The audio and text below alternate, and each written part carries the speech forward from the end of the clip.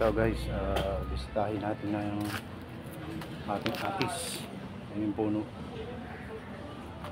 May mga bunga na siya. Bunga, yan dahil bunga. Yan pa, bunga ng atis. Ganda. Atis.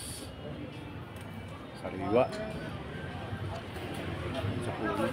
Yan dahil bunga. Bunga ng atis. Sarap yan pagka nahinog. Tamis. Hintayin natin mahinog yan. Atis. Laki. Ganda.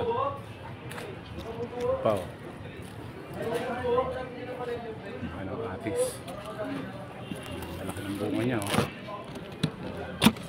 Pagka mahinog yan, baka natin pipitasin. Laki. Sarap yan.